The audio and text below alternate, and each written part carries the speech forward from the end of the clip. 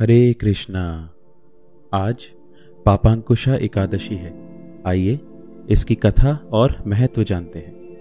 युधिष्ठिर ने भगवान से पूछा, मधुसूदन, अब कृपा करके यह बताइए कि आश्विन के शुक्ल पक्ष में किस नाम की एकादशी होती है। भगवान श्री कृष्ण बोले, राजन, आश्विन शुक्ल पक्ष में जो एकादशी होती है वह पापांकुशा के नाम से विख्यात है। वह सब पापों को हरने वाली तथा उत्तम है।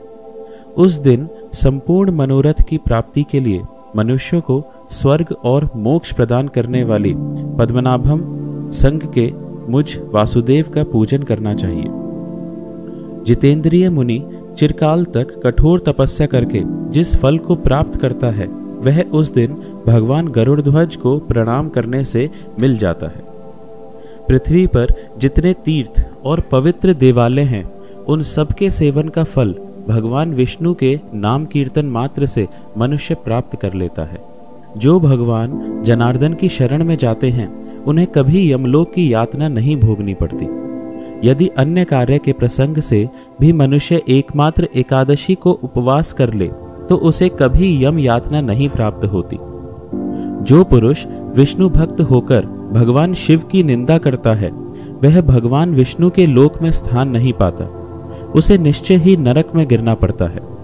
इसी प्रकार यदि कोई शैव या पाशुपत होकर भगवान विष्णु की निंदा करता है तो वह घोर रौरव नरक में डालकर तब तक पकाया जाता है जब तक कि 14 इंद्रों की आयु पूरी नहीं हो जाती। यह एकादशी स्वर्ग और मोक्ष को प्रदान करने वाली है। शरीर को निरोग बनाने वाली तथा सुंदर स्त्री, धन एवं मित्र देने वाली है। राजन, एकादशी को दिन में उपवास और रात्रि में जागरण करने से अनायास ही विष्णु धाम की प्राप्ति हो जाती है। राजेंद्र, वह पुरुष मात्र पक्ष की 10, पिता के पक्ष की 10 तथा स्त्री के पक्ष की भी 10 पीढ़ियों का उद्धार कर देता है। एकादशी व्रत करने वाले मनुष्य दिव्य रूपधारी, चतुर्भुज, गरुड़ की ध्वजा से युक्त, हार से सुशोभित और पीतांबरधारी होकर भगवान विष्णु के धाम को जाते हैं। आश्विन के शुक्ल पक्ष में पापांकुशा का व्रत करने मात्र से ही मानव सब पापों से मुक्त हो श्री हरि के लोक में जाता है। जो पुरुष स्वर्ण, तिल, भूमि, गौ, अन्न, जल, जूते और छाते का दान करता है वह कभी यमराज को नहीं देखता। राजन, दरिद्र पुरुष को भी चाहिए कि वह यथाशक्ति स्नान, दान आदि क्रिया करके अपने प्रत्येक दिन को सफल बनावे। जो होम, स्नान, जप, ध्यान और यज्ञ आदि पुण्य कर्म करने वाले हैं उन्हें भयंकर यम यातना नहीं देखनी पड़ती। लोक में जो मानव दीर्घायु, धनाढ्य, कुलीन और निरोग देखे जाते हैं वह पहले के पुण्यात्मा हैं।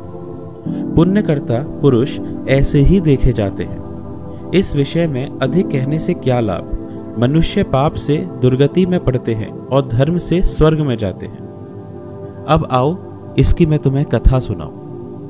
प्राचीन समय में विंध्य पर्वत पर क्रोधन नामक एक बहेलिया रहता था। वह बड़ा क्रूर था। उसका सारा जीवन हिंसा, लूटपाट, मगपान और गलत संगति पाप कर्मों में बीतता था। जब उसका अंतिम समय आया तब यमराज के दूत बहेलिया को लेने के लिए आए और यमदूत ने बहेलिया से कहा कि कल तुम्हारा जीवन का अंतिम दिन है, हम तुम्हें कल लेने आएंगे। यह बात सुनकर बहेलिया बहुत भयभीत हो गया और महर्षि अंगिरा के आश्रम में पहुंचा और महर्षि अंगिरा के चरणों पर गिरकर प्रार्थना करने लगा, हे ऋषिवर, मैंने जीवन भर पाप कर्म किए हैं। कृपया कर मुझे कोई ऐसा उपाय बताएं जिससे मेरे सारे पाप मिट जाएं और मोक्ष की प्राप्ति हो जाए। उसके निवेदन पर महर्षि अंगिरा ने उसे आश्विन शुक्ल की पापांकुशा एकादशी का विधि पूर्वक व्रत करने को कहा। महर्षि अंगिरा के कहे अनुसार उस बहेलिया ने यह व्रत किया और किए गए सारे पापों से छुटकारा पा लिया और इस व्रत पूजन के बल से भगवान की कृपा से वह विष्णु लोक को पधार गया।